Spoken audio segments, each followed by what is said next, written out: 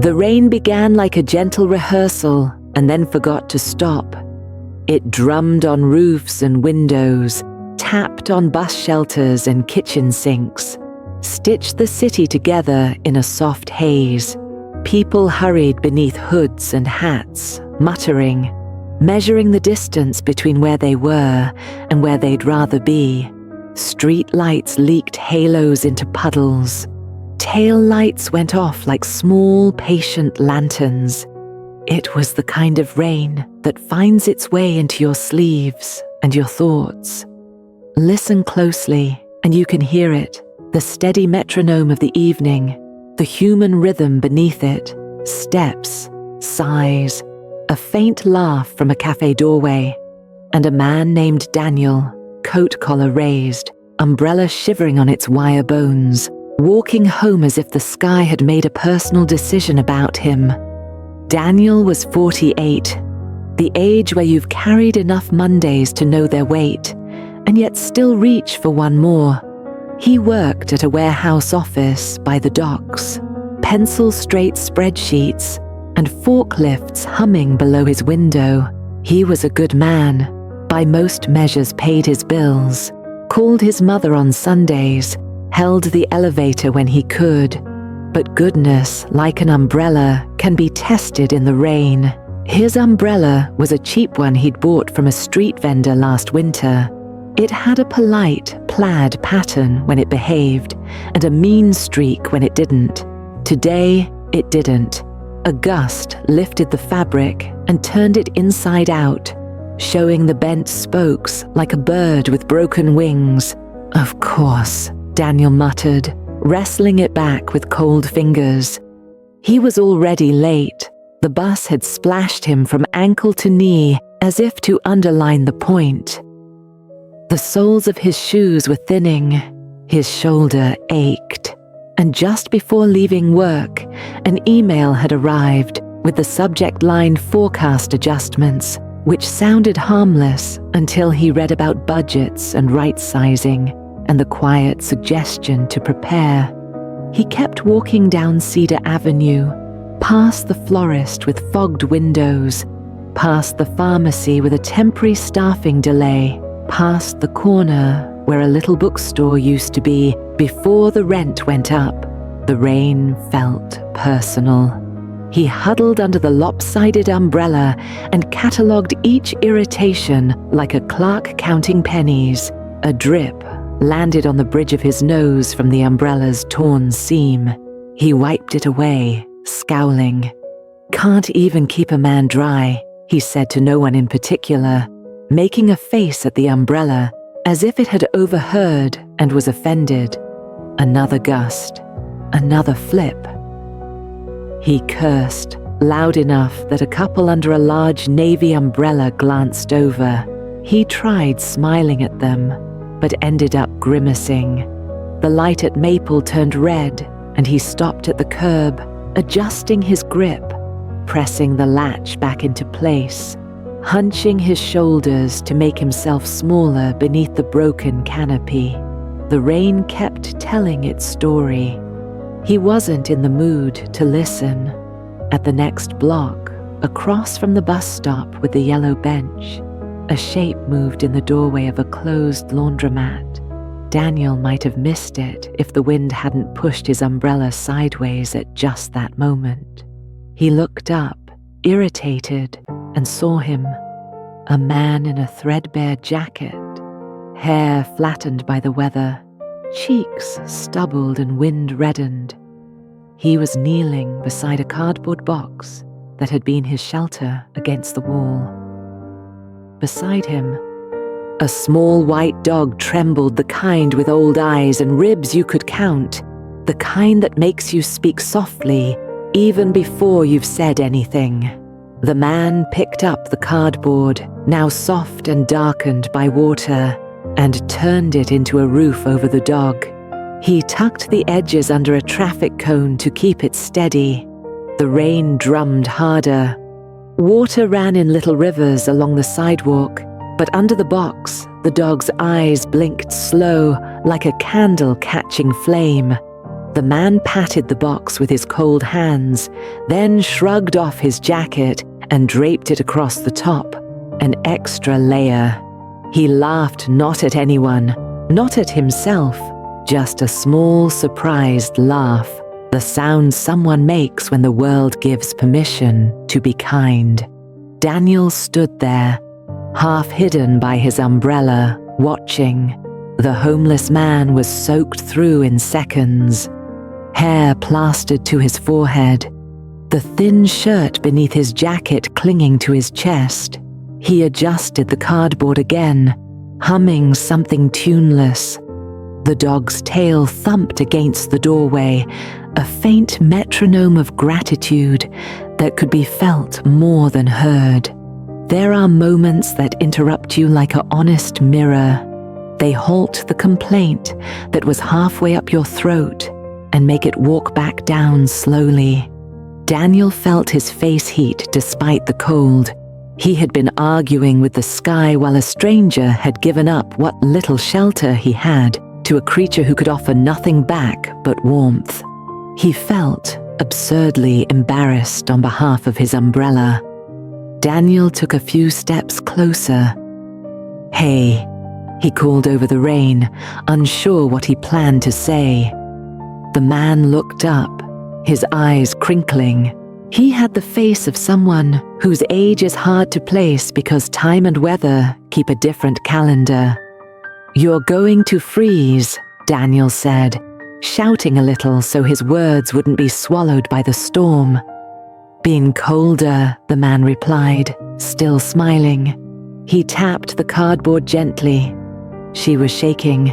"Now look at her. Better." The dog lifted her head as if to agree, nose pointing toward Daniel, then settled again. She wore no collar, just a memory of one. Daniel glanced at his umbrella, at its ridiculous angles, at the dry circle it provided only when held exactly right. He looked back at the man. "Here," he said, the word arriving before any plan. He walked closer, tilted the umbrella, and slid the handle into the man's hand. "Take it." The man hesitated. "You need it," he said. "You got the long walk." "I'll manage," Daniel replied, surprising himself with how certain he felt. The rain already kissed the side of his face, slid down his neck. "It's not much," he added, "and it's half broken, but it's something." The man took it, angling it over the dog and himself, which shrank Daniel's small dryness into a smaller one. The umbrella's rip dripped onto the man's shoulder, and he laughed again. "There," he said to the dog. "We're fancy now." Daniel gestured toward the cafe across the street. "Wait here," he said. "Please." He didn't wait for an answer. He jogged across, shoes making a sound like punctuation marks, and pushed into the warm air. He bought a hot tea, 2 soups, and the thickest sandwich left, the kind that tried to justify its price with weight. The barista added a biscuit she couldn't sell anymore and a handful of napkins. Daniel tucked everything into a paper bag and hurried back. "Payment," he said, holding out the bag like an offering. The man's eyes flicked from the food to Daniel's face, and something softened. He set the umbrella against the wall, still tilted toward the dog, and accepted the bag carefully, as if it might break from being treated roughly. "Bless you," the man said. It was not heavy or theatrical. It was said the way you say good evening to someone who has opened a door for you. They ate together, in a way, one standing and one crouched. The man blew across the soup, then held it beneath the box so the dog could feel the steam. Daniel felt the rain on his shoulders, then became aware that it had been there all along, and he had survived it. "What's her name?" Daniel asked. The man shrugged. "She came yesterday. No name yet. She looks like a lily, maybe, or a ginger, or a hey you." He grinned. Ginger, Daniel decided. She looks like she puts up with a lot and still wags her tail. The man laughed. Ginger it is. A bus rumbled past and stopped at the corner. People climbed in, shaking their umbrellas like startled birds. Daniel didn't. He stood with the man and the dog until the tea was gone and the soup cups were empty. Then he cleared his throat. "I'm Daniel," he said. "Eli," the man replied. "Nice to meet you, Daniel." Daniel nodded. "I live 3 blocks down. If you're still here tomorrow, I have an extra blanket." He didn't know, until he said it, that he had meant for himself to do something tomorrow. Eli smiled. "We'd be grateful," he said, rubbing the dog's ears with the back of his fingers. On the walk home, Daniel didn't hurry. The rain, now honest rather than adversarial, textured the air and cleaned the edges of the street signs. His shirt clung to him. The cold made him alert. For the first time that day, he looked up. Apartment windows glowed like framed stories. In one, a child twirled in pajamas. In another, someone cut a cake and someone else clapped. Across the way, an elderly couple watched something on a tablet and held hands as if nothing in the world was more important than not letting go. His shoulders unknotted. He thought of the email with its careful language, of the adult game of musical chairs it hinted at. A thought arrived. I still have a chair tonight, and a roof, and a mother to call, and shoes, even thin ones. He catalogued these not as pennies, but as blessings, not because someone else had less, though that too was true, but because he had overlooked them while complaining about the rain.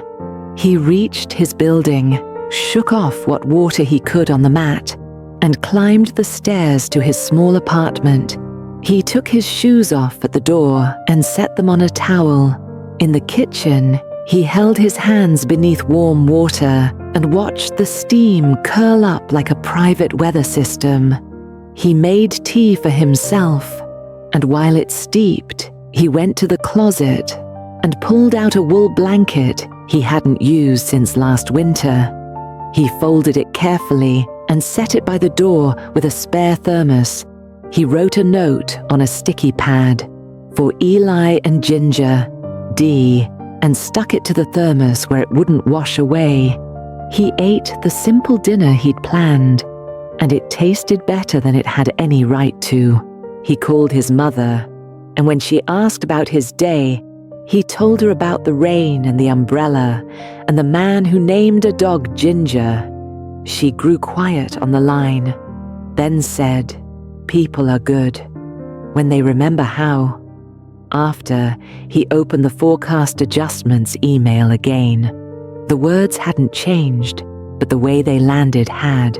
He felt a steadiness that hadn't been there before.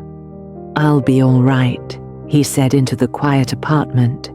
To no one and everyone, to the rain that had become a tutor, to the thin-soled shoes on the mat, to the blanket by the door, to his own breath.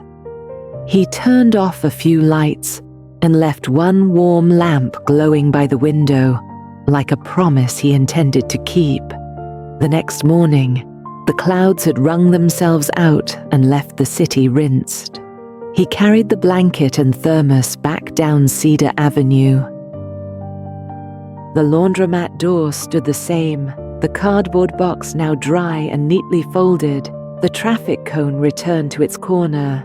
Eli was there, drowsy but smiling, and Ginger's tail thumped the morning's first applause. "Ah," Eli said when he saw the blanket. "You brought the sun." "Borrowed it, actually," Daniel replied, and they both laughed. He lingered a while, then walked on without his umbrella, its absence no longer a loss, but a trade. The streets smelled like earth and soap. He noticed the florist's window was clear today, with bundles of lavender propped in tin buckets. He bought a small sprig. tucked it in his coat pocket, and thought about how even a day late, something can still be on time. In the end, nothing in Daniel's life changed, and yet something fundamental did. The rain didn't ask for permission to fall. It simply did what rain does. But he learned that dryness is not the only measure of a good day.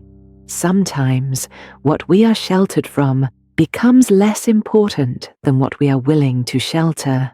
When we pause beside someone else's storm, we discover a quiet inventory of gifts, a door key, a warm lamp, a name for a stray, a pair of hands, and in naming them, we find the weather inside us softens too.